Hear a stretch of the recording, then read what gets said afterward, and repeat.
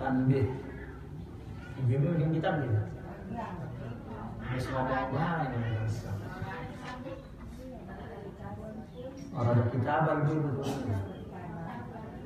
Nanti mau di copy itu. Di copy yang ada terjemahan. Dan ada kitabnya jadi yang ada kitabnya ngomong. Bismillahirrahmanirrahim.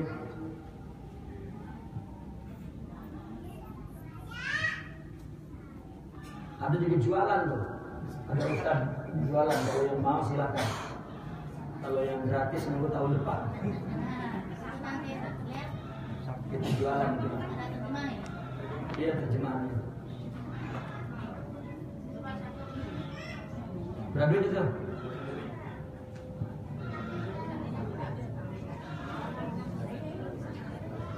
Bismillahirrahmanirrahim. Qala radhiyallahu anhu wa nafa'ana bihi wa bi ulumihi fid dharain amin ya rabbal alamin. Tanbihun, kita masih berbicara tentang wasiat yang pertama ya, yaitu alaika ayyuhal akh bil istiqamati fit taubah, yaitu istiqamah dalam taubat. Dan taubat sudah kita jelaskan dahulu bahwa taubat itu raja'ah, yaitu kembali dari perbuatan tercela dan kepada perbuatan terpuji, yaitu secara agama, syara, menurut agama. Taubat ada bidayah, ada nihayah. Yani ada orang yang taubat dari keburukan-keburukan atau sifat-sifat tercela secara bidayah, ada tercela secara nihayah. Sebagaimana kita tahu bahwasanya tasawuf itu yaitu membangun manusia. Yang dibangun adalah fondasinya, asasnya, yaitu adalah ruhnya. Maka itu sebab taubat pun dibagi dua, dari taubat bidayah dan taubat nihayah. Kalau taubat bidayah semua dosa-dosa melanggar syariat, tetapi kalau nihayah semua dosa-dosa ya, yang hakikat. Meskipun Syekh Imam Asy'arani bidayah pun ada termasuk hakikat. Beliau meletakkan yang nihayah itu sudah petit itu sudah di ujung sekali. Tanbihun, yanbaghi lil 'abdi an yufattish a'dha'ahu adh-dhahirah wal batinah sabahan wa masaa'a. Hal hafizat hudud Allah Ta'ala allati haddaha laha aw ta'addat, wa hal qamat bima umirat bihi min ghiddil basar wa hifdil lisan wal udhuni wal qalbi wa ghairi dhalik ala wajhil ikhlas aw lam taqum. Fa in ra'a jarihatan min jawarihihi ata'at syakara Allah Ta'ala wa lam yara nafsahu ahlan lidzalik. Wa in ra'aha talattakhat bi ma'siyatin minal ma'asi akhadha bin nadami wal istighfar. Thumma yashkurullah ta'ala idza lam yuqaddar alaihi aktsaru min tilkal ma'siyah wa lam yubtali jawarihuhu allati 'asat bil amradi wal jarahati wad damamin wal kuruh. Fa inna kulla 'udwin istahaqqa nuzulul bala'i bih. Nah, sampai situ dulu ya. Kata Imam Syarani, beliau mengatakan sepatutnya seorang hamba an yufattish,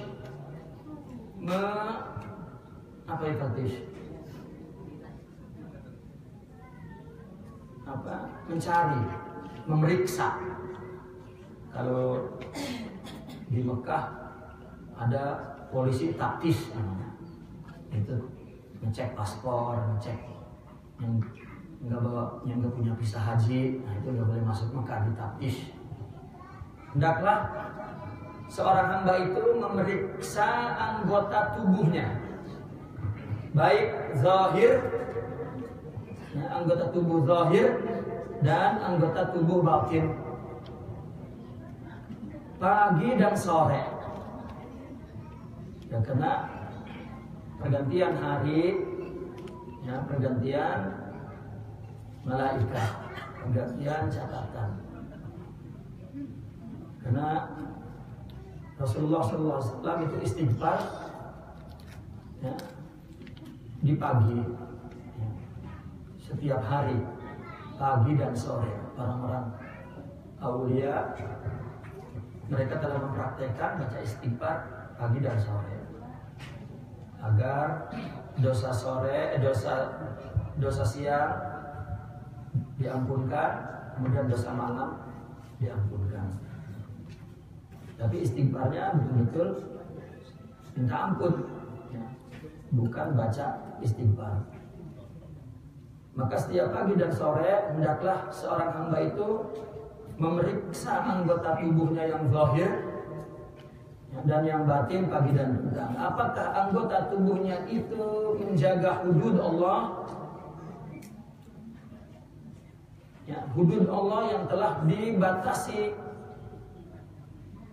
Ya, hudud itu untuk anggota tubuh. Atau melanggar, atau ta'addad, atau melanggar. Dan apakah anggota tubuh itu melaksanakan apa yang diperintahkannya? Ya, apa yang diperintahkannya seperti menjaga pandangan mata, menjaga lidah, menjaga kuping, menjaga hati, dan lain-lain. Ini plus secara ikhlas atau belum melaksanakan atau tidak melaksanakan. Setiap pagi, setiap petang kita cross check. Kita cross check apakah mulut kita ngomong baik. Kalau ngaji, ini mah ngomong baik masih ngaji ya. Ya ibu ampun dah. Kata kagak boleh ngomong kalau lagi ngaji mah. Pegel itu mulutnya. Agak ngerti. Kalau ngaji ada yang ngomong itu berkahnya hilang. Itu nggak ngerti orangnya. Nggak ngerti. Sampai saya itu mengharamkan ngobrol lagi ngaji itu karena ya begitu saya ngajinya dan nerimanya begitu. Jadi kalau ngaji ada yang ngomong itu saya rasa dosa besar. Sayanya. Jadi saya harus tinggal majelis ini. Kalau enggak dosa sayanya. Sampai begitu. Undang semua para masyayikh. Ceramah ada yang ngomong, pulang dia. Karena Allah Akbar. Mau ngobrol kita kan. Jangan kayaknya dulu rokok dimatiin ya. Pas sudah selesai dia udah rokok. Karena itu ada waktu yang muqaddas, yang suci. Kalau kita tidak hormati, kita tidak dihargai oleh Allah dan oleh ilmu. Tapi kalau menghormati, maka Allah beri paham yang luas, manfaat. Itu majelis ilmu. Majelis ibu, majelis apa ya namanya? Ngobrol. Ya. Bismillahirrahmanirrahim. Setiap seorang hamba memeriksa dirinya pagi dan petang, yang memeriksa anggota tubuhnya. Apakah dia melanggar atau menjaga? Apakah anggota tubuh itu melaksanakan yang diperintah? Seperti menjaga mata. Mata ini enggak melihat yang diharamkan. Baik wanita orang, harta orang, ya, tahta orang, dan lain sebagainya. Dan juga menjaga lidah. Tidak ghibah, tidak dengki, dan tidak menyakiti. Telinga juga mendengar orang-orang yang ghibah. dan juga hati buruk sangka dan lain sebagainya. Nah ini ala wajhil ikhlas. Ya, am lam takum, secara ikhlas atau tidak. Nah ini bukan sekedar menjaga, tetapi ikhlas atau tidak itu yang penting. Fa in ra'a jarihatan min jawarihi ata'at syakarallah. Nah kalau dia melihat salah satu anggota tubuhnya mentaati, maka bersyukur kepada Allah. Walam yara nafsahu ahlan lidzalik, dan dia tidak melihat bahwa dirinya itu ahlan lidzalik. Ini kan etika tinggi sekali. Melaksanakan taktis ini dengan ikhlas. Nah terus kalau kita melihat bahwa kita telah mentaatinya, bukan bangga, tapi bersyukur. Ya, ini satu adab yang tinggi. Kenapa? Karena kita itu berada di tempat taat itu adalah karena Allah dudukan kita di tempat taat. Dengan hidayahnya, dengan taufiknya, bukan karena kepengen kita, bukan. Tetapi Allah lah yang memelihara kita duduk berada di tempat taat. Ya. Kita sering mendengar seorang wali itu katanya belajarnya dari Allah. Itu kan udah jadi wali. Nah belum jadi wali udah gak mau belajar. Ngomongnya wali mah belajarnya langsung dari Allah. Ya, gurunya Allah. Ini dia. Nah, kalau kita masih pakai perantara. Karena dia baca teks, ya, baca teks, lalu wah iya ya wali mah. Nah itu kan wali. Ya, tiba-tiba dia nggak mau belajar. Nah ini berarti udah jadi wali duluan sebelum belajar. Artinya bahwasanya seorang apabila ma'rifat, apabila futuh, apabila syuhud, baru batinnya menyaksikan bahwa ternyata kita dari awal itu melakukan taat itu karena taufik dan hidayah. Ya kalau belum diberi ma'rifat, belum dikasih syuhud oleh Allah, rasanya kita yang susah payah, yang berusaha, yang bermujahadah, yang melawan kemalasan, ya, yang mempertahankan kesungguhan kita, kerajinan kita, katanya kita. Maka sempat ngaku kalau mula-mula.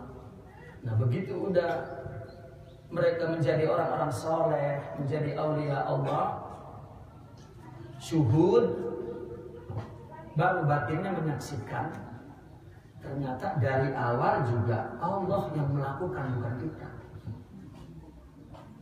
Seperti orang masuk tarekat, kan ada wiridannya kan. Ada yang tiap sholat, ada yang pagi sama sore doang wiridannya. Mula-mulanya kan kita itu yang pertahankan supaya jangan ada yang ditinggal. Begitu udah mereka usul, maknanya berarti dia selamat. Ya, kewajiban semua dilakukan dari awal sehingga dia sampai usul. Artinya usul ini dekat dengan Allah, orang-orang mukmin. Di situ tuh dia baru tahu ternyata dipelihara oleh Allah itu dari awal. Cuma menyaksikannya, menyadarinya terakhir. Baru bersyukur. Nah ini akhlak kata beliau. Coba setiap pagi dan sore periksa diri kita, apakah kita melanggar atau menjaga. Ketika kita melihat diri kita menjaga, melaksanakan, maka bersyukurlah. Bersyukurlah. Ini susah. Paling kurang itu kita tanamkan pada mula-mula. Begitu kita, ya Allah, satu hari ini saya alhamdulillah ya, mata saya jaga, mulut saya jaga, telinga saya jaga, sampai pikiran saya jaga. Ya, ini berkat taufik dan hidayah engkau. Meskipun baru ngomong doang, tapi dipraktekin begitu dulu. Ya kayak anak-anak kecil kan kita didik puasa, ya belum puasa benar namanya bocah. Sholat jamaah juga belum sholat benar. Kita ajarin untuk kasih orang juga, ya belum betul-betul memberi. Ya cuma nggak sampai tua itu, ya masih kayak bocah aja. Ya. Iya masih kayak bocah aja. Asal bocah kan sama Allah itu, sama orang tua kalau dikasih duit, dibeliin mainan, baru udah ngaku. Ya, kalau nggak dikasih duit atau nggak dikasih mainan, purik. Begitu juga manusia kepada Allah kalau masih bocah. Ya, asal anugerah aja, wah berkah. Asal musibah, apa ya? Tetapi kalau wali justru apabila dikasih mudah aja dia bertanya, ada apa ini ya Allah? Kok mudah? Karena di dunia ini nggak ada mudah. Ya. Saya pernah cerita, Rasulullah SAW dulu pernah bertanya kepada Jibril, ya Jibril, hal anta tadhak? Katanya. Walam ara annaka tadhak. Kata Rasulullah, ente kok nggak pernah ketawa, Bil? Emang ente pernah ketawa nggak? Ya saya ketawa ya Rasulullah. Adhak ya Rasulullah. Mata tadhak? Kapan ente ketawanya? Nah Jibril bilang, idza ra'aitu 'abdan yabhasu ar-rahata fid dunya wa ana adhak. Li'anna Allah lam yadha'ir rahata fid dunya. Kata Jibril, saya kalau melihat orang Islam ini di dunia pengen tentrem, nyaman, apa ya, rohah itu kalau kita artiin ke bahasa kita, tentrem, nyaman, enak, apa lagi ya, aman, gak ada apa-apa dah. Iya, pengennya dagang untung mulu, pengennya dakwah lancar mulu, gitu. Pengennya berjuang apa juga nggak ada halangannya. Itu kan namanya orang pengennya aman, nyaman, tentrem. Itu Jibril ketawa. Kenapa? Karena Allah memang tidak membuat ketentreman di dunia, tetapi ketentremannya di akhirat. Maka dikatakan dunia ini darul ibtila, ya. Apa namanya? Negeri ujian. Ya, ujian malah dari tentrem, ya, darul ibtila. Lalu Nabi menyimpulkan, kata Nabi, qala Rasulullah SAW, Inna Allaha wada'a ar-rahata fir ridha. Di dunia ini orang yang mendapat rohah tadi aman, tentram, nyaman kalau redok, udah itu doang. Kalau enggak redok, kagak tentram, kagak nyaman, kagak dapat. Maka dikatakan orang yang nyium baunya surga itu yang di dunianya redok, itu udah cium baunya. Ya kalau belum redok mah kagak kecium baunya, boro-boro masuk. Ya. Kita diuji sama Allah itu ngeluh aja udah jatuh nama kita di depan Allah. Lah emang yang nguji siapa emang? Apalagi habis diuji malah nunjukin nama Allah. Ya Allah, tahukah engkau di sana ada seorang wanita di kampung Ceger, ya, turunan wali, tapi sedang menderita. Tahukah engkau ya Allah? Ya, tahu lah sama Allah yang ngasih musibah pakai ditunjukin, pakai nanya, tahukah engkau? Nah itu kurang ajar, itu aja udah jatuh itu. Ya. Nah ini bersyukur kepada Allah, ternyata kita ditakdirkan oleh Allah itu taat. Dan terus memandang dirinya tidak patut. Ya Allah, saya ya, begini-begini, ya, pakai ditaruh, ya ditakdir menjadi orang taat. Alhamdulillah ya Allah. Bukan saya gitu. Keturunan apa emang saya gitu. Terus keturunan di bawah. Ya, turunan AB. Tidak. Nggak patut ngakuin anugerah taat itu, nggak patut. Bahkan para wali ngakunya dosa mulu, karena yang patut pengakuan kita mah dosa. Dosa itu tidak ada kebaikan. Kebaikan itu dari Allah, dan Allah itu baik. Jadi yang namanya buruk itu adalah bukan ada. Sekarang kita pikir di dunia ini. Di dunia ini ada itu ada enggak, Bu? Bingung, kan nggak pernah ngaji begini. Sekali-kali dipakai pikiran supaya ngomongnya kurang dikit. Di dunia ini ada itu ada apa enggak? Ada. Jangan takut jawabnya. Ada. Nah, tidak ada itu ada apa enggak? Ada. Nah, sekarang misalnya saya nih ditanya di Serang. Assalamualaikum, Pak Rohimuddin ada enggak? Di sana jawabnya bini saya apa? Enggak ada. Ada kan di dunia tidak ada kan? Ya, ada kan di dunia tidak ada ini ada kan? Ya apa Bu gitu Bu? Lalu orang nanya di sini, Rohimuddin di Ceger ya? Ada. Apa jawabnya? Memang ada. Tidak ada aja ada saya di Serang. Saya tidak ada di Serang itu. Ada kan? Ada. Berarti Allah ciptakan. Yang ada hak asli mah Allah doang. Yang lain ciptaan. Yang tidak ada asli, nggak ada sama sekali. Seperti ada sama sekali wajib. Seperti tidak ada sama sekali wajib. Kita mah ada dan tidak adanya ciptaan. Paham Bu? Nah, kalau ada itu berarti diberi oleh Allah ada. Kalau tidak ada berarti yang diberi yang tidak diberi bingung nggak? Kalau sekarang gini, orang berakhlak berarti punya kebaikan. Kebaikan ada atau enggak? Ada.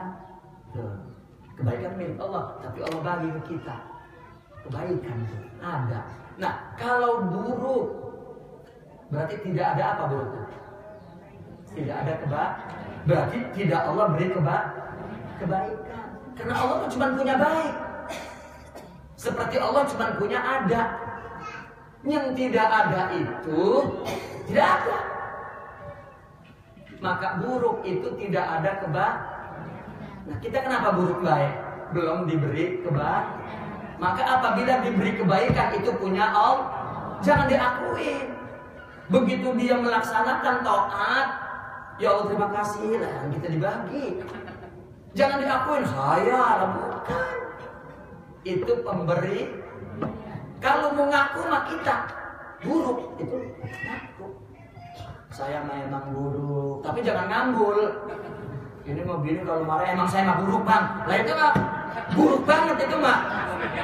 Iya ngakunya mah buruk, ngomongnya mah tapi maksudnya ngeselinnya mah nggak buruk. Kan begitu ya? Emang saya mah buruk bang. Itu buruk apa nggak buruk? Kira-kira ngomong lagi begitu. Kagak buruk kan ngakunya mah.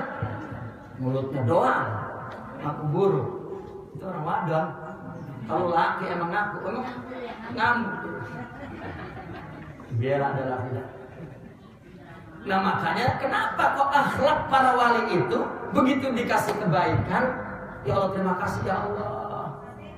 Saya emang dikasih. Bu, makanya dalam Al-Quran taat dan kebaikan itu dilambangkannya, disimbolkannya nurun, cahaya. Kalau buruk atau maksiat namanya zulumat, gelap. Gelap itu adalah tidak ada cahaya. Nah kalau malam kira-kira malam kita lagi gelap, listrik mati, ya. Malam-malam lagi nyala listrik atau terang bulan, terang benderang, kita lagi nyala, terang gak tuh? Ada cahaya tuh kan ya. Ilok tiba-tiba datang gelap nyerang kita, ada nggak? Lagi diam, buat gelap datang. Nah, itu kalau mati lampu mah namanya hilang terang. Gelap ada nerang? Orang. Coba lagi gelap-gelap, tiba-tiba datang orang bawa baterai. Namanya terang, nyerang gelap. Jadi yang ada itu terang. Makanya kebaikan diumpamakan cahaya. Cahaya itu Tuhan, baik itu Tuhan, ada itu tuh. Nah, cahaya ini ciptaan, bukan cahaya. Nah, cerita para wali diberi cahaya, diberi ilmu, cahaya. Al-ilmu nurun, al-imanu nurun, al-akhlaq. Yang baik-baik pokoknya nurun. Al-asabru nurun, as-sukru nurun. Ya, sabar cahaya, hidup cahaya, malu cahaya, semua cahaya. Karena cahaya itu ada itu kebaikan, dan itu adalah Allah. Nah, yang tidak ada kebaikan, ya itu tidak Allah anugerahkan. Makanya minta, gitu. Udah dapat jangan diakuin. Ini udah dapat diakuin. Ya, saya. Gitu.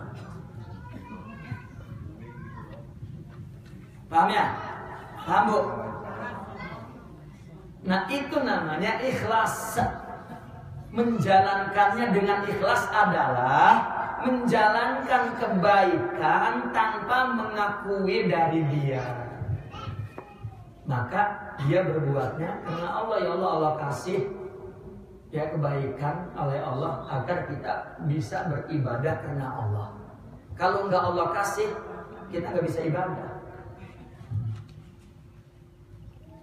Paham ya Bu? Paham Bu? Tanya berjimba ya. Kalau nggak ditanya mau ngomong. Paham Bu?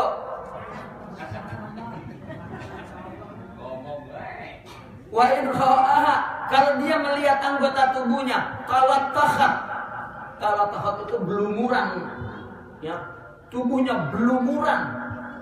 Apa belumuran? Belumuran, paham ya?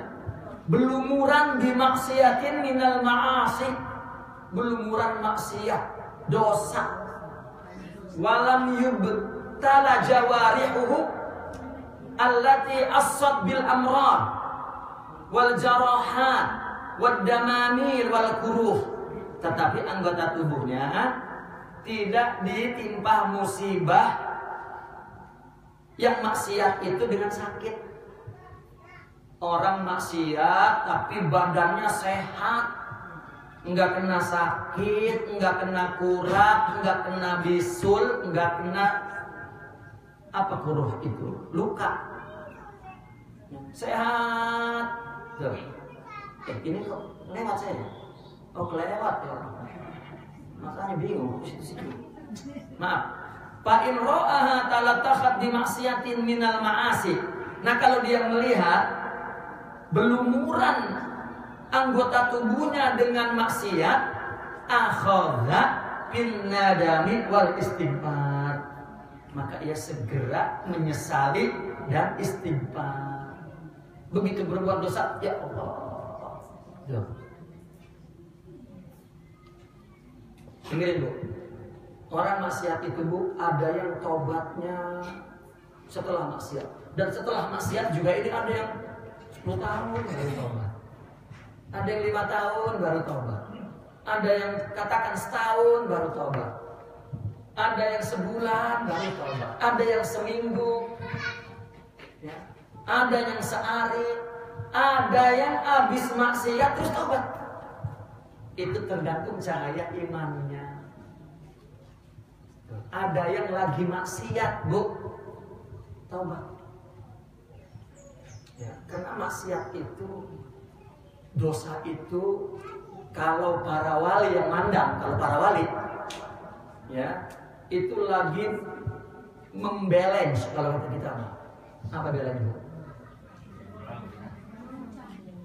Bukan, membalance kok. Babang tangannya begini, goncang lagi buka. Mengimbangi, ya.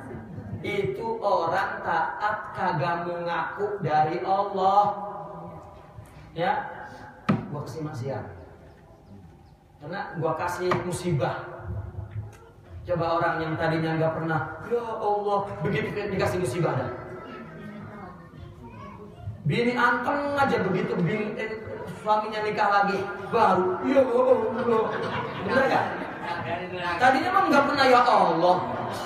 Pas lagi kawin lagi, ya Allah. Kenapa aku? Wah, baru. Abis kenapa aku ujung-ujungnya kurang ajar itu suami ya Allah. Doa pakai ada kurang ajar. Itu musibah sebetulnya. Allah pengen nyolek. Woi. Gitu. Itu kagak tahu bahwa semua dari gua. Gua kasih musibah dah. Nah makanya jangan dikira para wali itu tidak maksiat. Maksiat mah udah memang takdir. Kalau kita memang maksiat ini jangankan maksiat kita mah.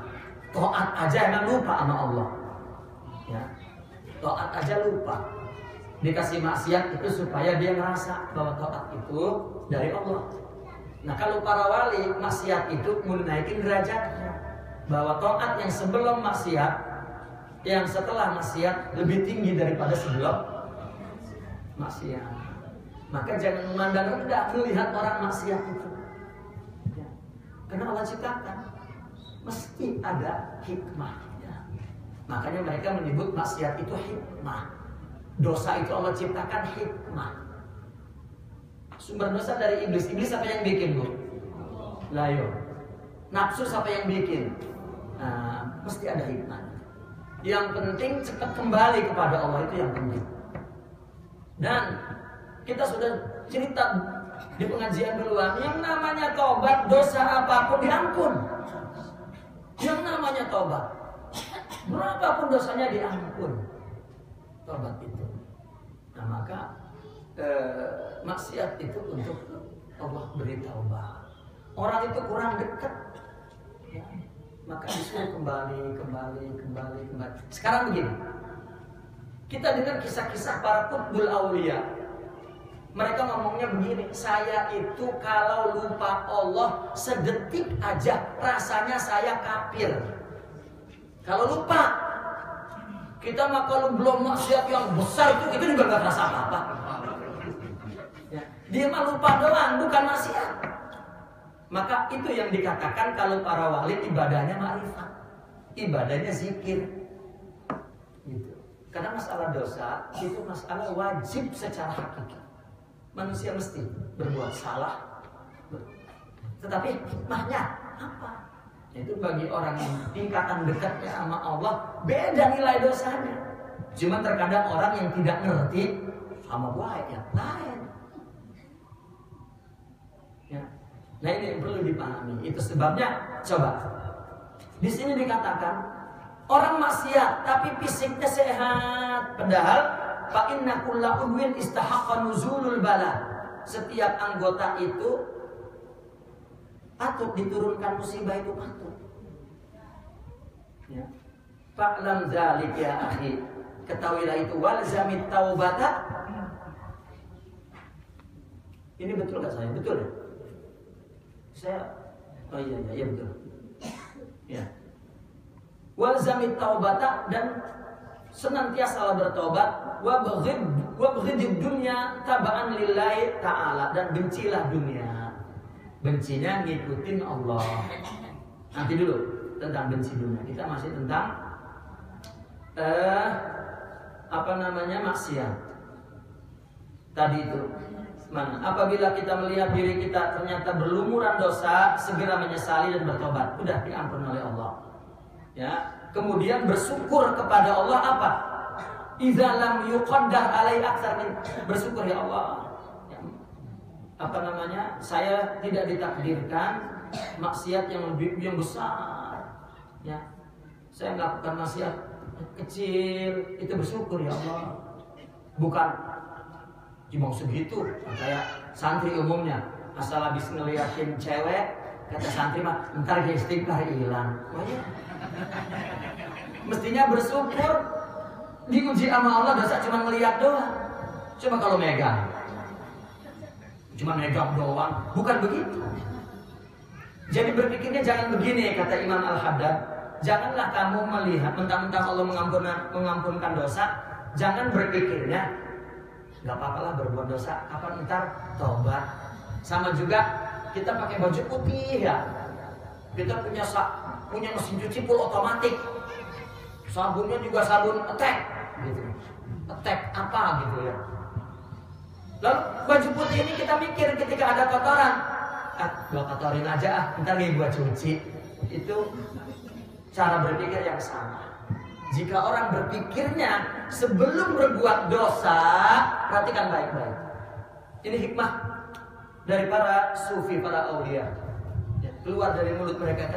Kata mereka mengatakan, jika orang sudah berpikir untuk nanti bertobat sebelum dia maksiat, maka jangankan bertobat, mencium harumnya tobat pun tidak akan ketemu, tidak akan datang. Dan karena yang penting minta tobat, enggak.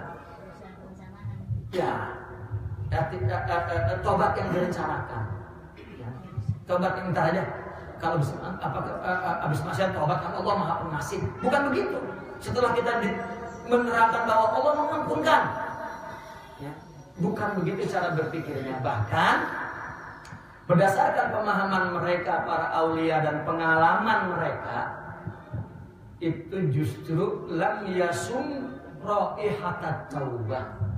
Baunya aja tobat enggak kecium sama dia. Tapi yang benar apa? Yang benar jagalah diri agar tidak jatuh ke maksiat. Kalau jatuh segera tobat. Kayak jalan di tempat licin, hati-hati. Jangan main buat biasanya mentang-mentang dia orang punya, bablas aja. Gitu. Nah itu kata kiai dulu, mentang-mentang dia mah ada ilmunya bisa ngaji, celodong aja. Atau mentang-mentang dia mau keturunan nabi, keturunan wali, nyelonong nggak bisa. Tetap nggak dipelihara oleh Allah. Maka hati-hati jalan, kalau jatuh cuci, selesai. Udah gitu doang, memang untuk itu toh dosa itu dicuci. Nah, karena mula-mulanya juga kan Nabi Adam udah digoda duluan. Nah ini hikmahnya terus. Nah, jadi jangan ngelihatnya cuma dosa kecil, jangan. Malah bersyukur. Ditakdirkan dosanya segitu. Dan bersyukur juga, saya berdosa tapi hidup sehat, ya nggak ada apa-apa. Lah ini mah jangan lah, emang ngapa sih kalau makan haram emang benjol lah itu ampun banget. Iya. Lah emang gua kalau makan haram emang kepalanya bisul apa? Lah justru bersyukur kagak diapa-apain berdosa itu. Nah ini kata beliau seperti itu. Nah kemudian kenapa alasan? Karena setiap anggota tubuh itu ya boleh jadi, artinya patut jika diturunkan bala itu patut. Maka ketahuilah itu, maka senantiasa bertobat. Nah lalu katanya, ini masuknya. Wabghudid dunya, bencilah kepada dunia. Orang sufi, ini kan buku tasawuf. Orang sufi itu kalau ngomong dunia, artinya bukan pembahasan masalah ekonomi Islam, politik Islam, bukan. Pengertian umum yang dipakai oleh orang sufi tentang dunia itu kullu ma yusghilul qalba 'anillah. Segala yang memalingkan hati dari Allah, itu dunia. Makanya kata kiai dulu, sholat juga dunia. Ya. Santri dunia, apalagi santri kata beliau. Kiai santrinya banyak, dunia. Kita dulu, memang terus akhirat, memang dunia. Maksudnya ini menutup Allah, padahal dari Allah. jika dia ibadah, dia merasa dia yang berbuat bukan anugerah, maka sholat itu dunia. Karena sholat menutup dari Allah. Ilmu dunia. Saya pintar banget. Dunia jadi apa? Menutup Allah. Karena dunia minad dani, rendah. Itu sebab Imam Al-Ghazali di dalam Ihya Ulumuddin, ulama-ulama sufi disebut ulama akhirat. Kiai Jagir kan dulu ngaku saya sama kiai akhirat. Apa masih di dunia kiai? Nah, kiai akhirat orang udah di akhirat ya. Ya ada yang ngomonginnya begitu di belakang, tapi kiai Jagir mah kiai akhirat, apa masih di dunia? Mau di akhirat apa dia?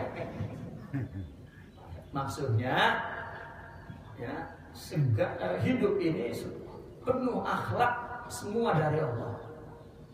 Saya ingat, artinya ingat dikit. Kakek dulu bilang pagi-pagi, ya udah duduk katanya ngopi, belanja lupa, habis itu belum bayar sama Allah. Ya, artinya belum bersyukur, belum ngakuin itu dari Allah. Ini mah ya, ngomongnya lain dengan dunia. Fa inna Allah Ta'ala lam yanzur ilaiha.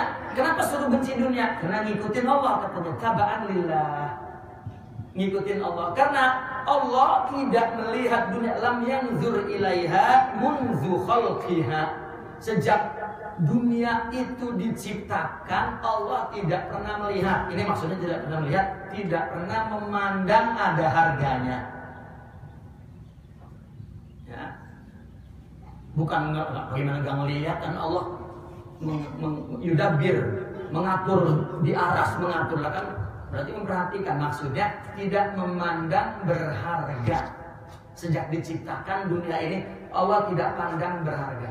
Begini Bu, ini harta dunia Bu, serta isinya, dunia serta isinya, semuanya satu dunia nih. Kekayaan dunia dibanding surga Bu, cuma seujung kuku surga dong. Ya, kenikmatan harta surga itu dibanding dunia semuanya itu seujung kuku doang. Ya pantas Allah sejak bikin kagak dihargain. Seujung kukunya juga belum tentu. Bahkan kata Al-Quran lebih kecil daripada sayap apa Bang Udo? Nyamuk. Sayap nyamuk. Kelihatan sayap nyamuk? Lah kan kecil banget. Itu dunia lebih rendah, artinya lebih kecil itu lebih rendah dari itu dibanding akhirat. Kita kalau masuk surga, ya Allah amin ya, kita masuk surga. Itu Bu, bukan istana satu istana. Istana ama tamannya itu luasnya satu dunia, satu orang. Makanya laki-laki perlu istrinya di surga itu 700. Lah, kelegaan. Ngapain sendirian kelumpang kelimpung ya? Kasihan Allah, dilengkapi nikmat surga itu 700. 700 itu paling dikit. Nah, kalau yang kaya mah lebih dari 700. Tetapi bidadari yang paling cakep bini-bininya di dunia. Kalau ngikutin gitu. Itu bini-bininya, permaisurinya tuh yang 700 mah selir di surga. Artinya luas surga itu, ya Allah. Coba bayangin. Di dalam tasawuf seorang wali bilang, aku beribadah kepadamu ya Allah bukan karena surga. Kita mendengarnya sakit. Oh, ya Allah. Bukan karena surga, karena Allah begitu setianya para wali kepada Allah. Nah sekarang kita tanya, Bu, dunia serta isinya seujung kuku surga. Kira-kira kalau kita pengen surga, masih pengen gak dunia? Kan? Ini mah pengen. Doanya juga Rabbana atina fid dunya hasanah kayak wa fil akhirati hasanah surga. Kan begitu doanya ya. Tapi nggak ngapa-ngapain, doa-doa. Udah bisanya itu nggak ngapain lagi.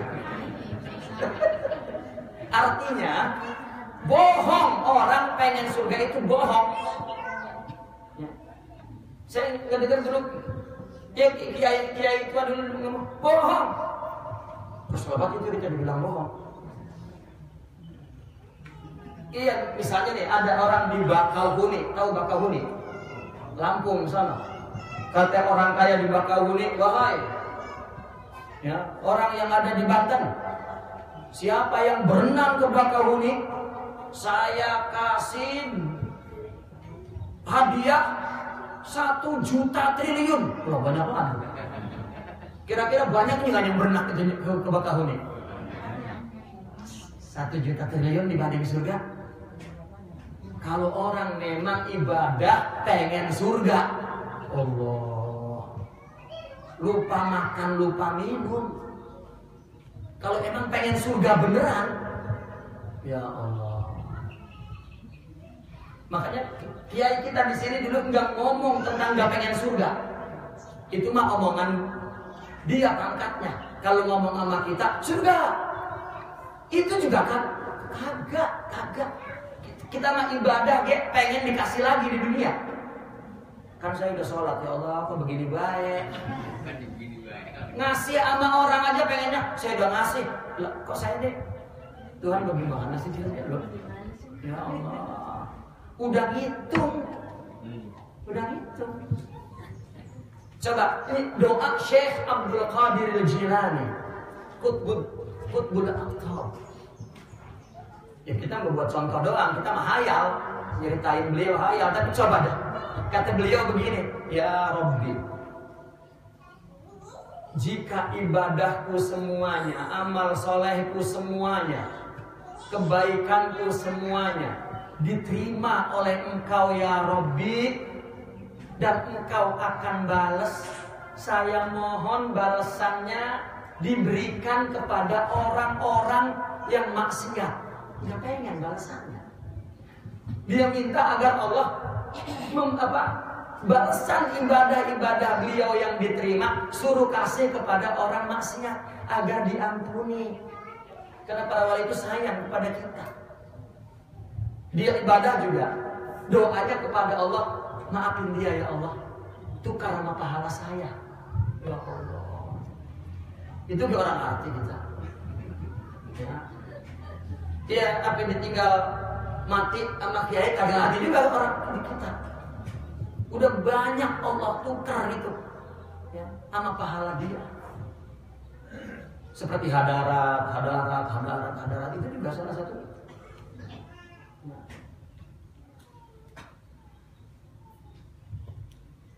Nah, secara logika kok begitu ya, saya Abdul Qadir dia pengen pahala. Karena setia, dia inginnya Allah aja. Karena kalau dapat Allah dapat semuanya. Satu. Kedua, makin tinggi orang berbuat baik, pahalanya makin tinggi. Sampai balasan amal aja dia masih mau diberikan kepada orang. Enggak ada lagi itu amal yang paling tinggi itu. Setiap berbuat baik kan dibalas. Syekh Abdul Qadir berbuat baik, perbuatan yang paling tinggi apa? Ibadah dia, balasannya kasih ke orang. Lah kan amal lagi ya Allah. Kita mah baru sholat aja udah minta sama Allah balasannya. Itu sebabnya nggak naik-naik, dekatnya sama Allah. Masih begini-begini baik, untung baik begini. Coba kalau nggak baik.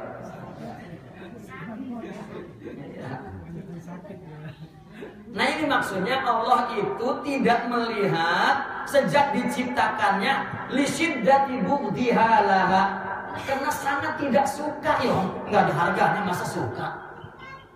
Ini diterjemahkan oleh Nabi. Nabi pernah manggil sahabat, kata Nabi, yuk tuh bangkai kambing Nabi ngomong sama sahabat, itu kambing kalau udah jadi bangkai ada harganya enggak? Bagi pemiliknya? Maka kata sahabat, tidak ya Rasulullah. Begitu juga dunia, kata Nabi. Ini jangan, bukan dunia bau bangkai, bukan. Hinanya harganya nggak ada kayak harga bangkai. Gitu. Lah kan yang enak-enak bangkai emang bau. Benar nggak? Oh iya. Bapak istrinya diciumin mulutnya bau gitu. Oh iya, itu diciumin baik bau gitu.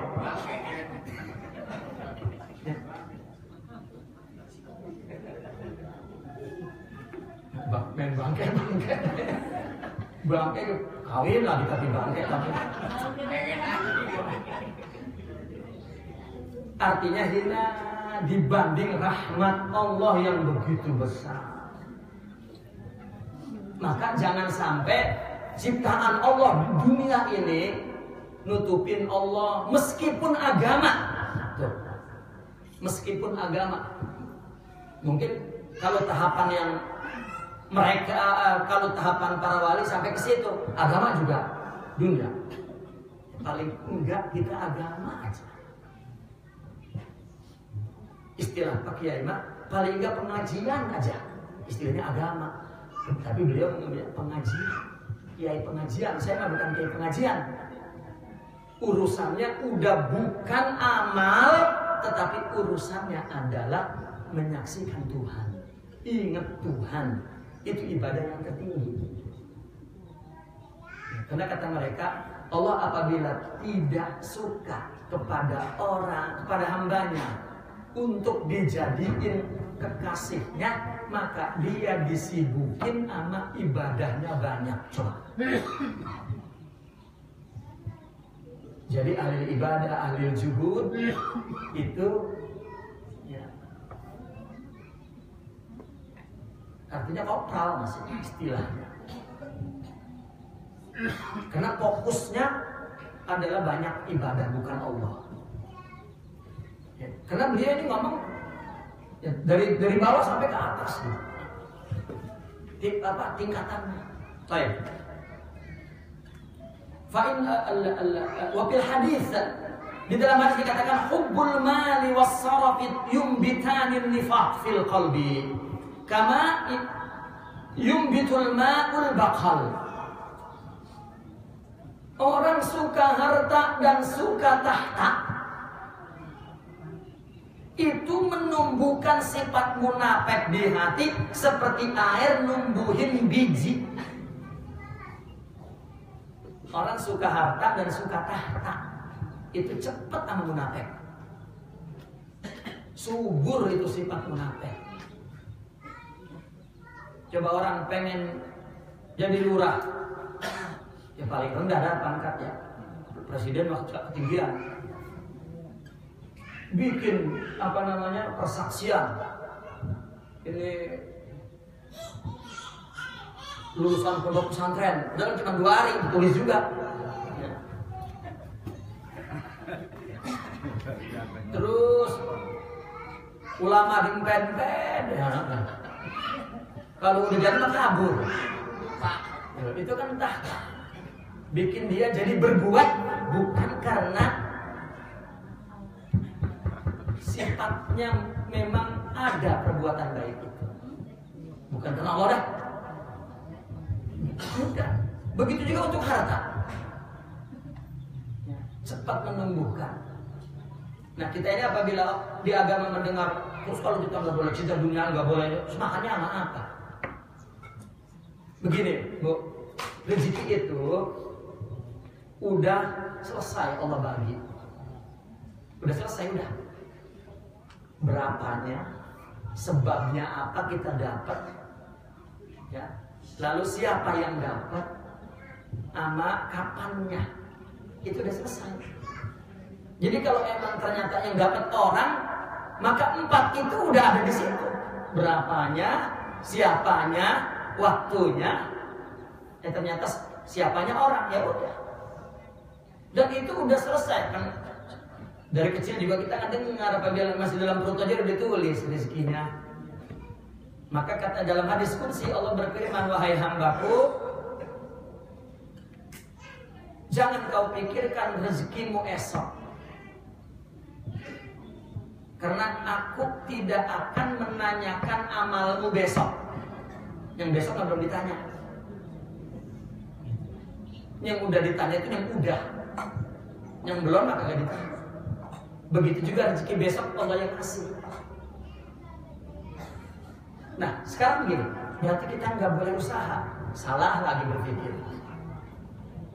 Usaha ini bukan lagi nyari rizki, tapi lagi menjalankan perintah Allah, ya, sebagai hamba menunjukkan keperluan kepada Allah.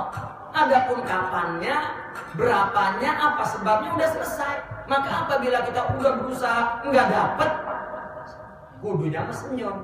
Ya Allah, ya, saya udah usaha nggak dapet. Kenapa? Karena Allah yang nentuin, bukan kita. Lah jangan apa sih ya Allah salah saya? Lah nggak salah ya. Semua nabi wali kalau waktunya gagal mah gagal. Nggak bisa. Kok dia gagal ya? Lalu siapa yang punya? Cuman bedanya nanti cara menghadapinya. Udah selesai. Sampai jangan kamu bersusah payah. Batin. Capek itu kan batin, bukan fisik. Fisik masih sehat. Capek itu batin. Ngeliatin laki itu demen orang pegel nggak bu? Kan nggak ngapa-ngapain. Kenapa? Ini capek. Sampai ngomongnya sakit. Lah nggak ada sakitnya, tubuhnya mah enggak. Coba kalau ininya lapang. Tawakal, kenal Allah. Kalau capek diurut doang ya. Tetapi nggak sampai melemahkan. Nyari duit pahala. Cuma salahnya nih umat Islam, apabila para ulama nyari duit aja, artinya dagang, dibilang gak pantas. Jadi kayak si dagang gak. Nah terus dari mana? Kalau bininya aku, kalau bininya lebih, lah dari mana? Kalau nggak dagang. Saya ke Malaysia bawa dagangan, kesini bawa dagangan, bini saya suruh dagangan. Kalau kagak dari mana kemarinnya kan saya nggak mau bini saya syukur. Lu punya laki, ya usahanya nggak ada, dagang loh.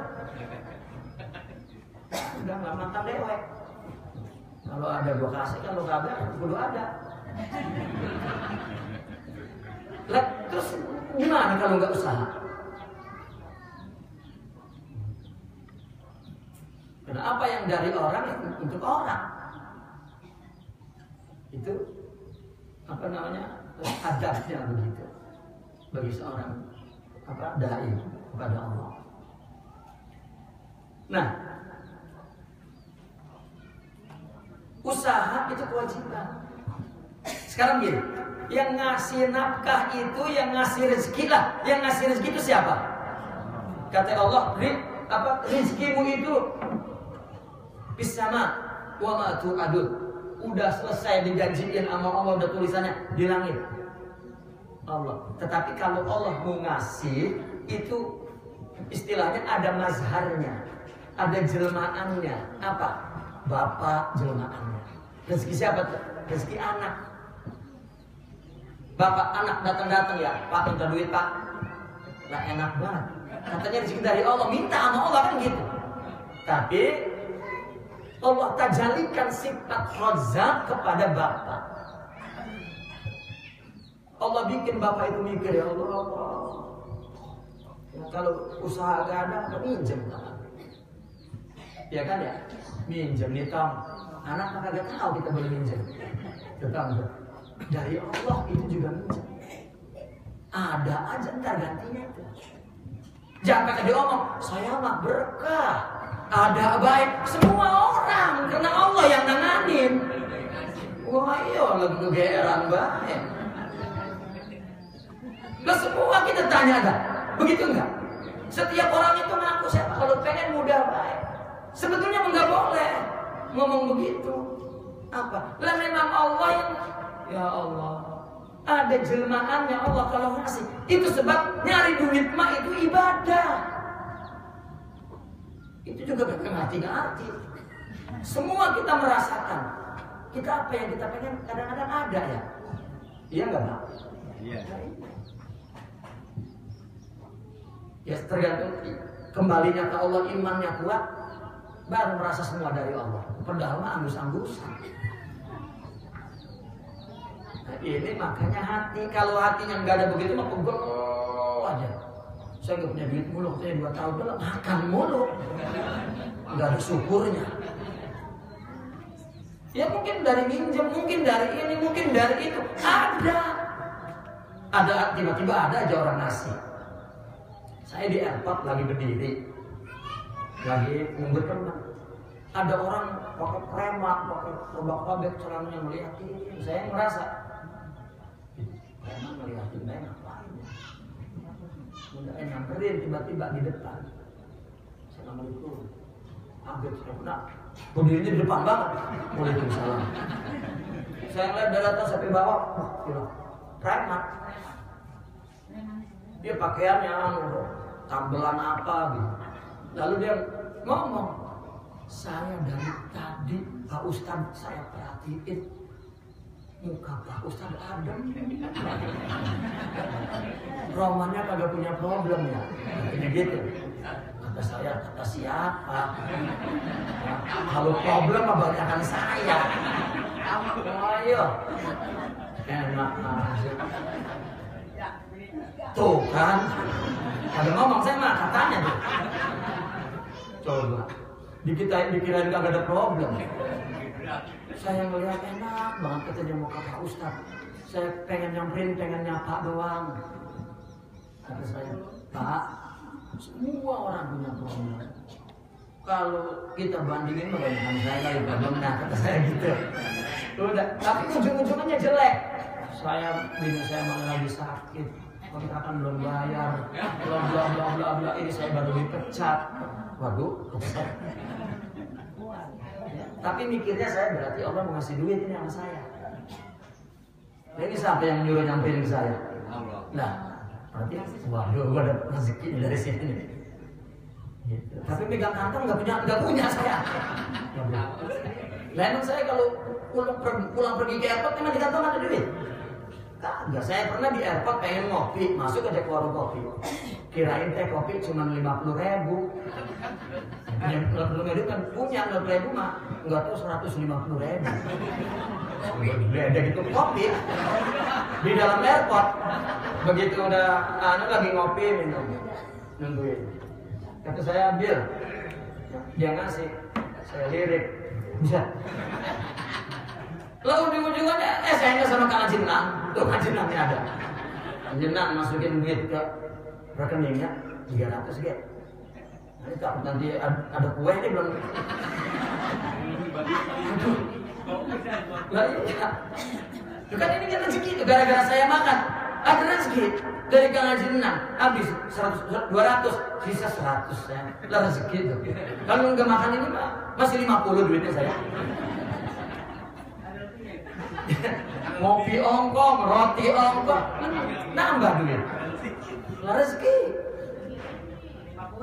Lah terus saya tanya, emang berapa duit emang? 3,5 juta Pak Ustaz. Saya ada punya duit. Punya nomor rekening nggak? Padahal saya mau lari dari situ supaya alasan bagaimana gitu. Ada Ustaz, ada ngasih dia. Saya masuk ke dalam airport, minum, duduk.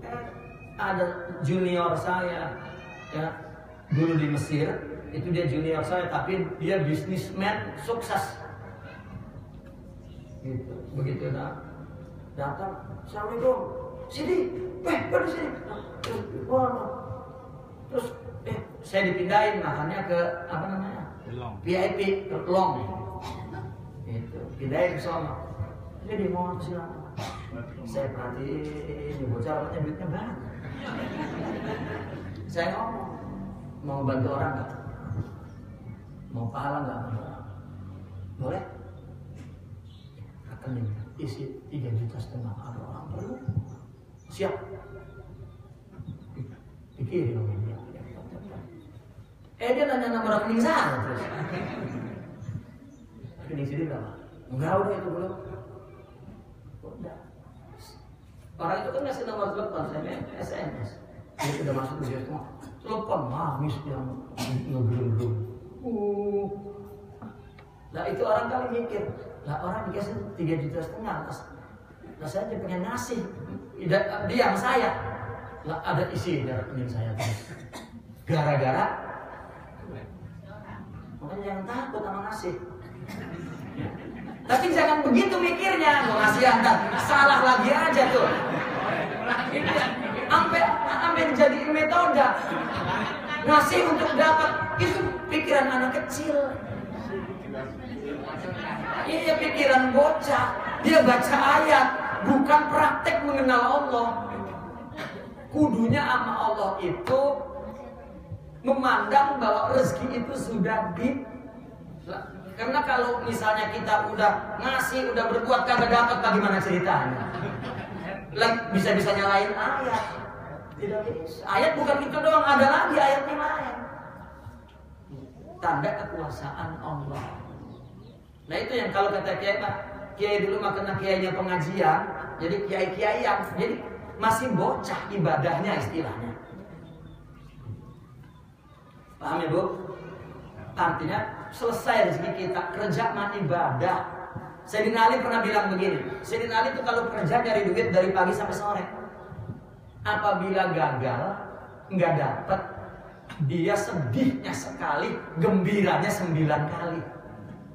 Bu, kalau nyari duit kagak dapet, seharian sedihnya sekali, gembiranya 9 kali. Kalau usahanya dapat berhasil, gembiranya sekali, sedihnya 9. Kalau kita mah kalau dapat gembira doang nggak sedih bisa. Kalau nggak dapat sedih, semua nggak gembira bisa. Dibalik kena bukan pakai akhlak. Sayyidina Ali tanya kenapa begitu? Kenapa gembiranya sekali? Berhasil. Ya kan usaha kita berhasil. Kan Allah yang bikin berhasil. Kalau bikin kita mah tiap hari dia bikin berhasil.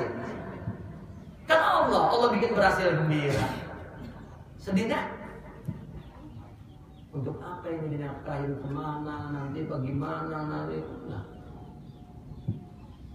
Waduh, utang belum dibayar. Kadang waktu orang udah dikasih rezeki utang mah. Gak mikir, waduh sedih saya. Ini utang dulu apa-apa. Nah, terus umpamanya 9 kali itu artinya presentasi. Ya, adabnya kepada Allah tinggi. Begitu nggak dapat, sedih apa? Nggak dapat, sedih lah. Ya. Gembiranya nggak ada tanggungan apa-apa. Ya paling sedih pulang bini merengut itu doang udah ya. Iya. Cel itu mah besok dia kalau dikasih langsung nyemir. Nah ini Pak ya, hubbul mal wasarab menumbuhkan munafik, cinta.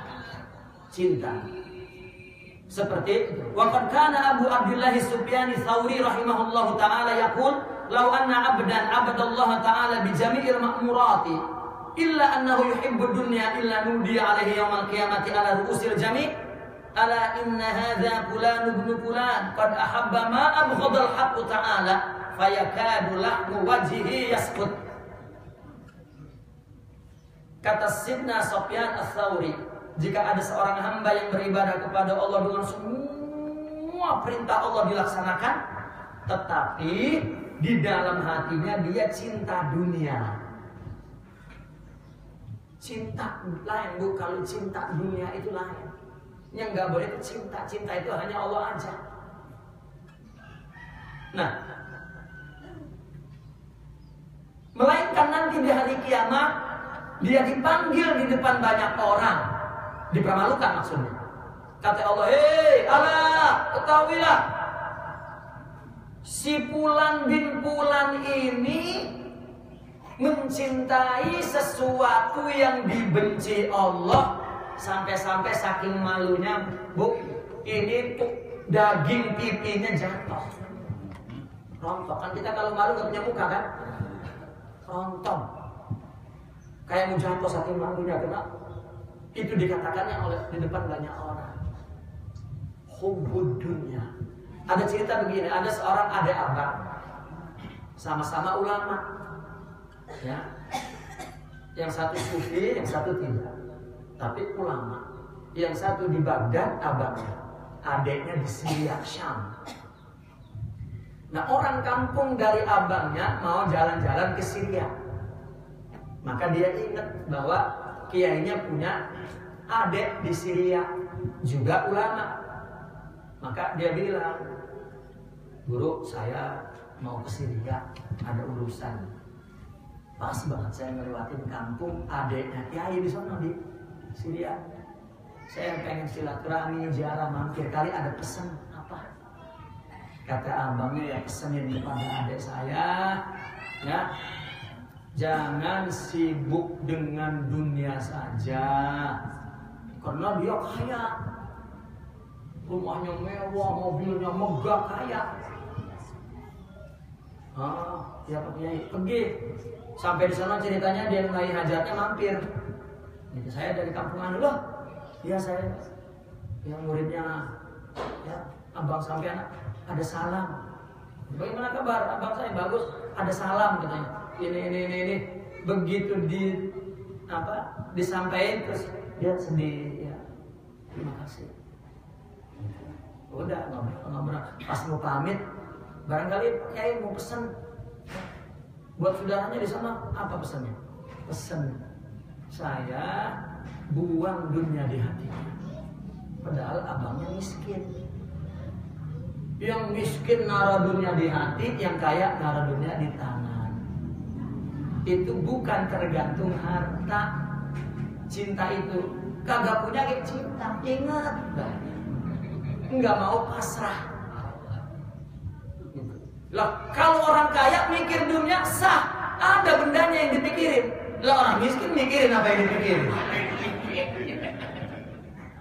Orang kaya sibuk harta, boleh. Wajar. Ya.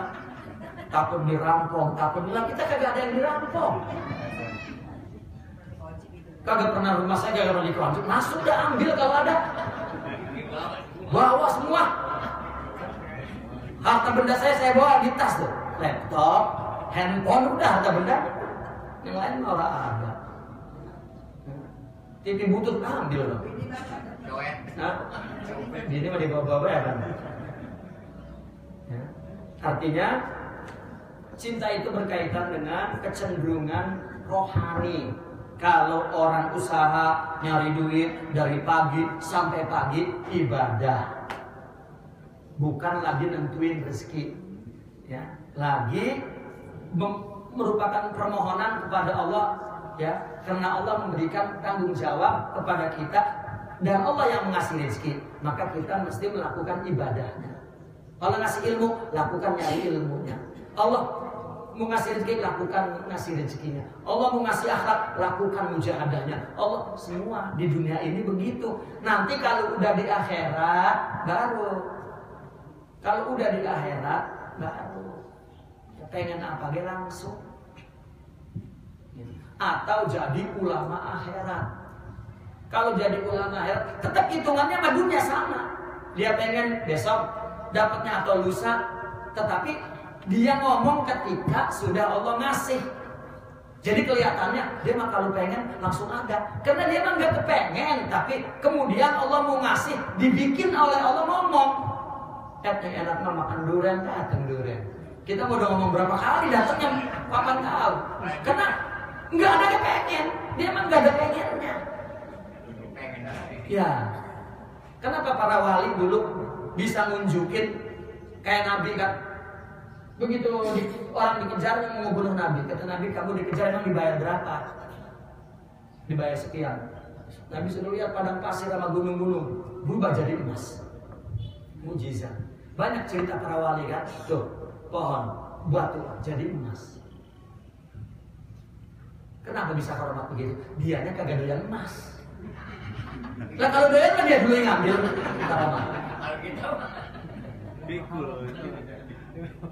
Kalau doyan dunia kagak bakal ada karamatnya. Lu masih doyan, gak akan ada karamatnya.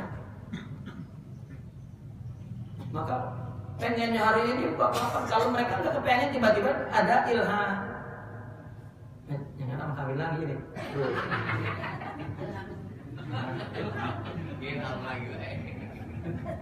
Saya ngomong tanya ibu dah, ya, begitu pakai kawin langsung ada di depannya kawin. Nah ini di akhirat ini sebuah balasan bahwasanya dunia begitu rendah. Wal murad di dunia. Ini apa maksudnya dunia? Ini coba Imam Asy'ari memberikan definisi dunia. Ini definisi yang paling sederhana. Ya. Tadi yang paling tinggi itu definisi umum bagi para ahlillah. Wal muradu bid dunya ma zada 'alal hajati syar'iyyati. Yang dimaksud dunia itu adalah sesuatu yang melebihi keperluan secara syariah. Nih, kita ini pun sebulan ini, maka cara ulama salaf dulu, sahabat tabi'in mengatur keuangan itu begini, Bu. Mengatur keuangan. Kalau gajinya bulanan atau mingguan atau apaan pun datang gajinya, maka dia susun 4 prioritas pengeluarannya itu. Kalau dia dapat gaji bulanan, maka yang dia pikirin pertama hakullah. Kalau punya duit, keluarin dulu hak Allahnya. Kalau ada nisab, keluarin zakatnya. Kalau tidak ada, tetap bikin seperti nisab zakat, keluarin sedekahnya.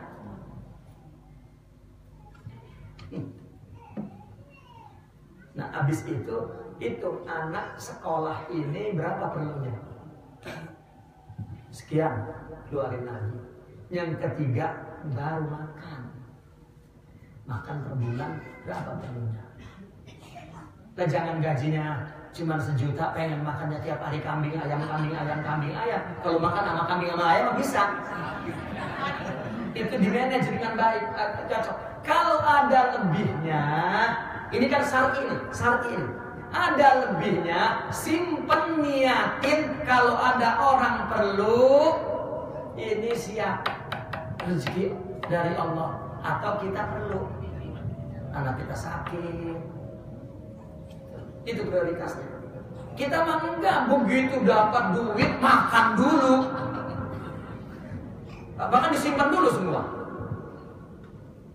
Nah, ini salahnya seperti itu. Itu sebab ini tidak jadi ibadah yang dapat mensucikan hati. Pak, orang nyari duit capek-capek itu kata nanti dapat menghapuskan dosa yang tidak mampu dihapus oleh pahala sholat dan puasa.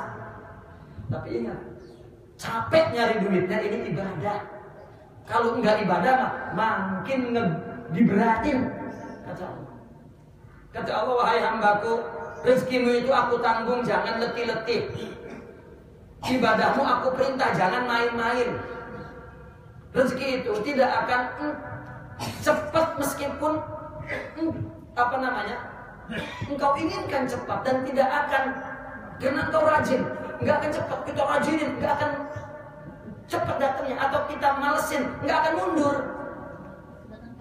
Tetapi ibadah, lakukanlah perintahku. Sudah. Karena kalau tidak demikian, engkau letih-letih, enggak dapat juga, dan aku bebankan keberatannya pun ke dalam hatimu. Udah enggak dapat, berat. Kalaupun dapat, tetap diberikan ketamakan, jadi tetap berat. Jadi masalahnya adalah batin. Nah, kenapa Imam Sya'rani ini mengatakan bahwasanya dunia itu yang melebihi syarak? Karena syarak itu lawannya hawa. Jika sesuatu dunia sudah tidak ada alokasi pembelanjaannya, penafkahkannya yang menurut syarak, mesti menurut hawa. Ibu-ibu udah mulai pegal ngajinya, banyak pikiran, udah gak paham. Hawa itu hawa nafsu. Lawannya hawa nafsu itu syarak. Selama kita melakukan nyari duit kek, ngeluarin duit kek, apa aja dah, kalau memang ada perintahnya agama, ini bukan hawa. Ini yang umum. Tetapi kalau bukan perintah agama namanya hawa. Hawa nafsu. Gitu. Loh emang ini ketika kita contohnya begini, kita tidur sama bini pahala nggak?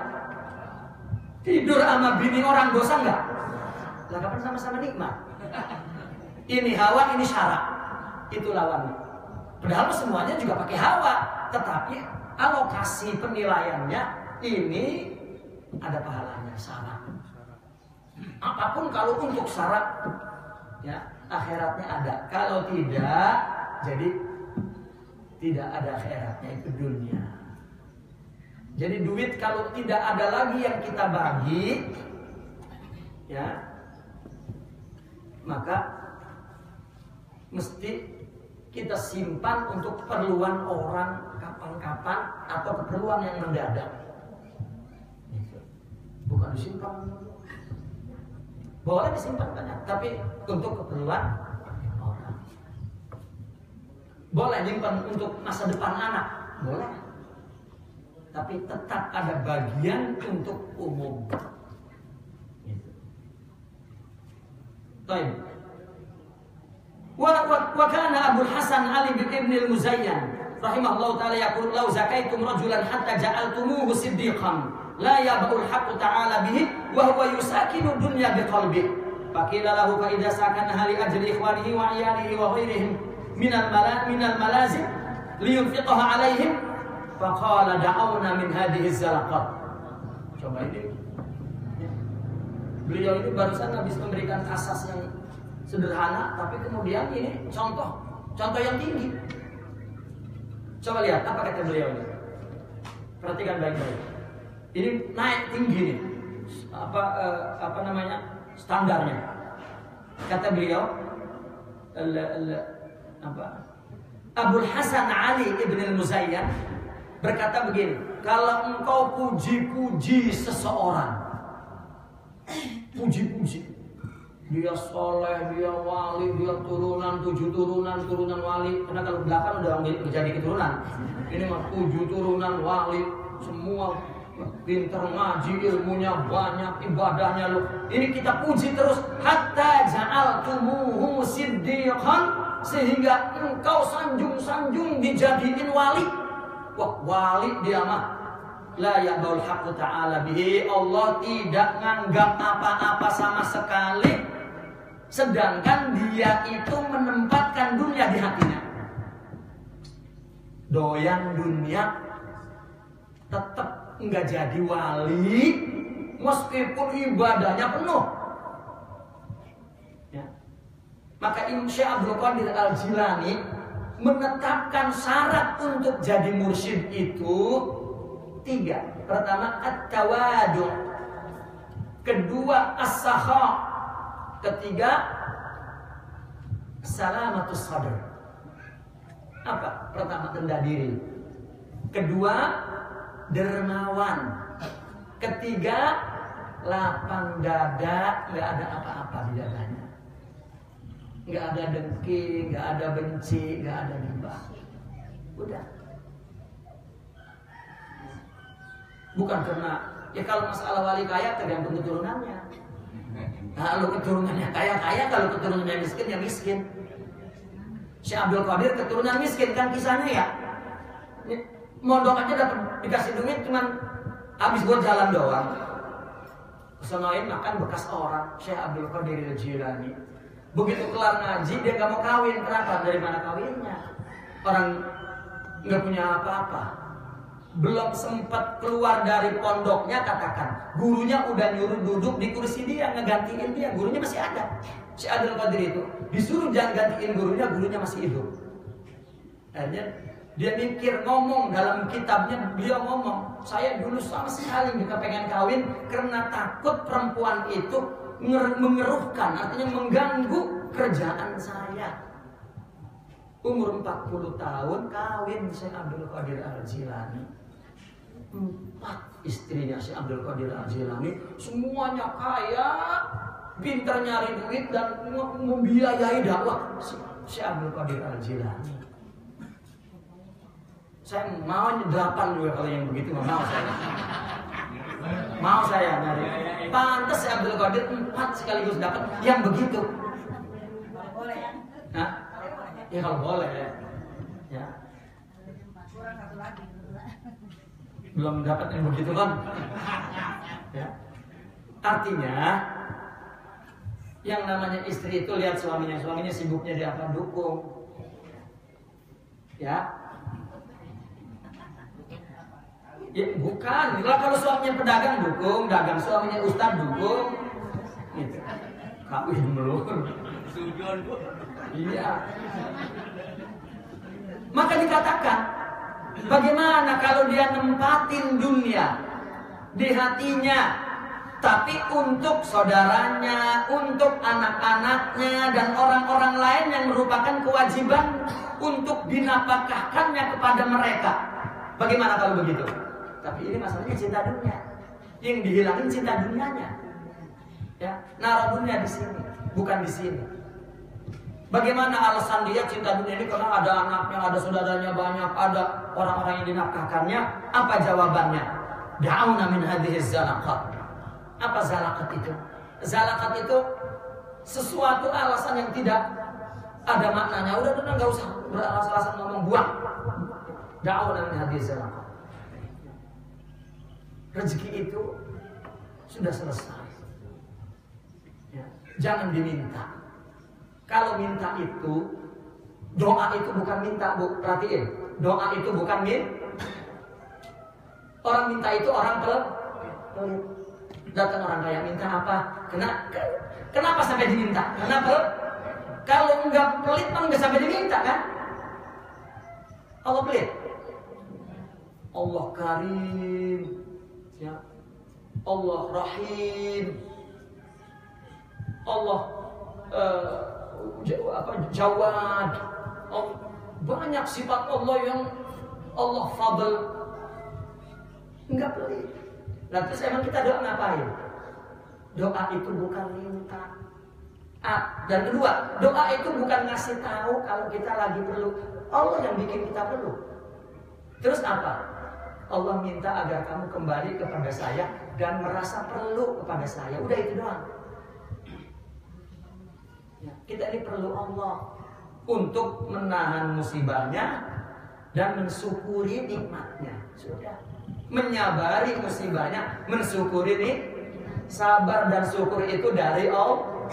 Allah bikin musibah karena Allah mau ngasih apabila dikasih musibah, ya Allah saya perlu engkau, karena engkau yang ngasih musibah, saya nggak kuat, kasih sabar. Nah kalau Allah mau ngasih sabar, kalau nggak ada musibah nyabarin apa? Saya minta sabar. Nah makanya orang perlu sabarnya itu ketika ada musibah. Jadi nggak ada musibah itu sebenarnya orang kalau punya sabar, Bu, ngadepin musibah itu seolah-olah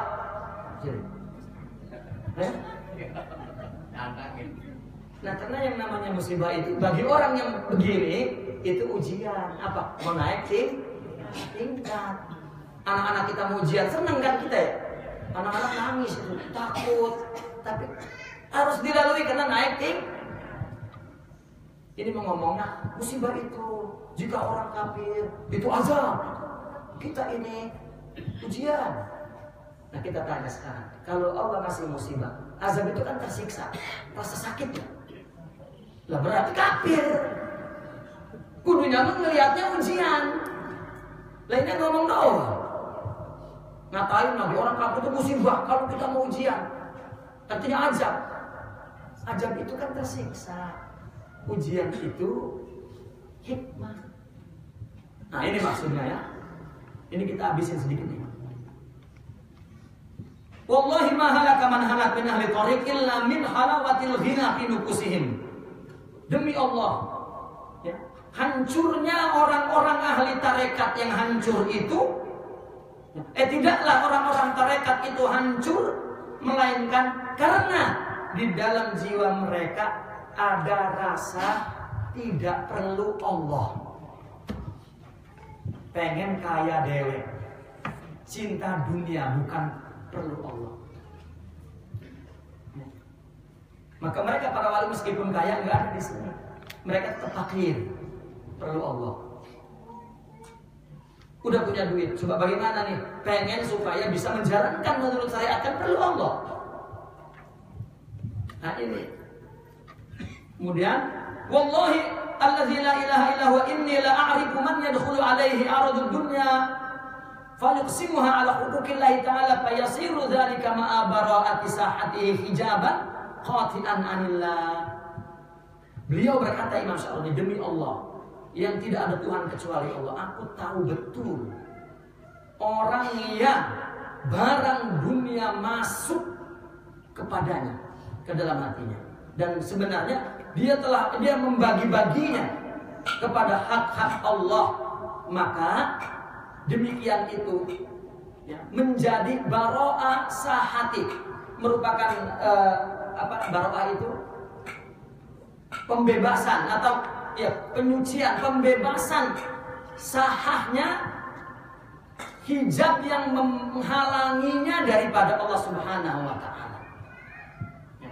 Ketika datang rezeki dunia kemudian terus dibagikan kepada hak Allah, maka itu akan menjadi baro'ah, membersihkan sahah dia. Sahah itu artinya dataran tempat dia menghadap kepada Allah, sehingga bersihlah hijab yang memutuskan dia dari Allah. Salah ini ayat yadkhulu alaihi ini justru masuk ke hatinya, fayasiru dzalika. Sudah dibagi-bagi hak Allah. Anaknya, bininya semua udah dibagi-bagi, itu kan hak Allah. Itu pun tetap masih menjadi hijab, maksudnya ma'a bara'ati sahati, tapi tetap yasiru hijaban qati'an, masih menjadi hijab. Kalau masuk ke hatinya tadi elatnya di sini yadkhulu alaihi. Kalau masuk ke hatinya itu dunia tetap jadi hijab. Nah itulah menjaga hati itu ya, sangat, katakan Imam Naksabandi miskin, tapi gak ada masalah. Syekh Syazili kaya raya, sama saja keadaan jiwanya. Imam kita Syafi'i miskin, ya, tapi gak ada masalah. Imam Abu Hanifah separuh muridnya adalah karyawannya, bahkan mendapat bantuan dari hasil kerjanya.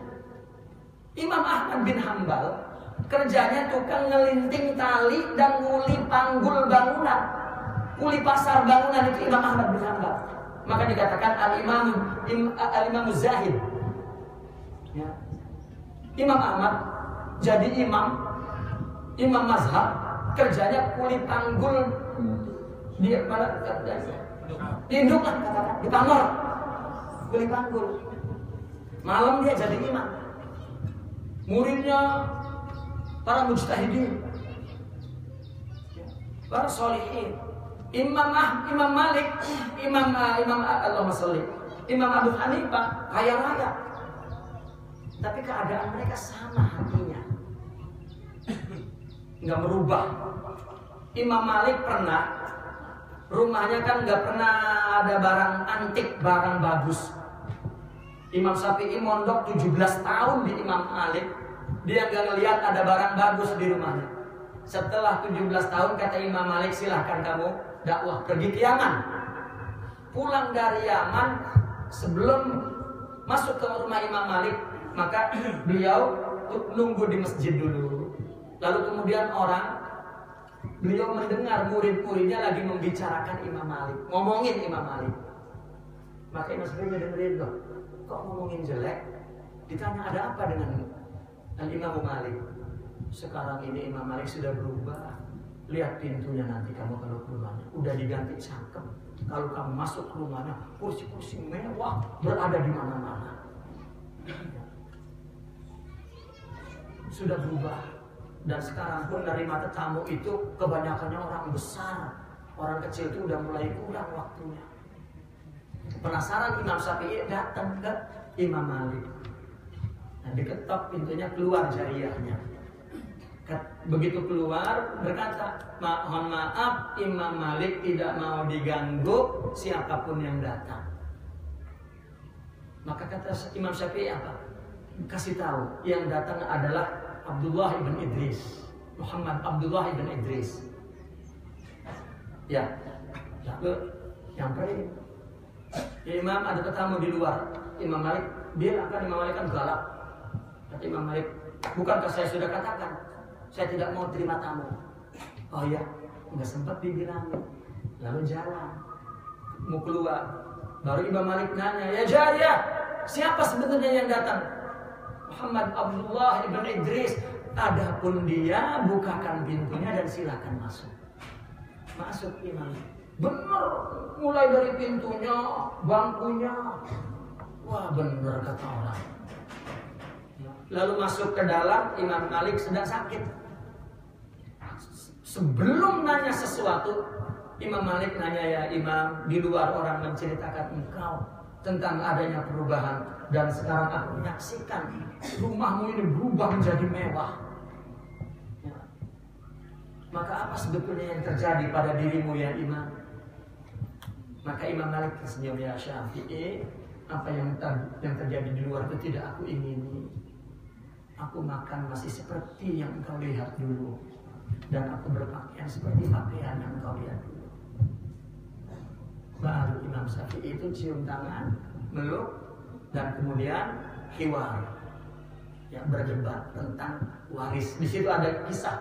Kisah ini diceritakan karena Imam Malik ada berselisih pendapat dengan muridnya Imam Syafi'i tentang waris. Di sini ceritanya permulaannya begitu. Ya. Artinya mereka sama ininya, tidak ada yang berubah. Yang berubah di luar, di batin tidak berubah. Ini yang dibahas oleh dia ini, oleh Syekh ini, yusakinu dunya bi qalbi, menempatkan dunia di hati.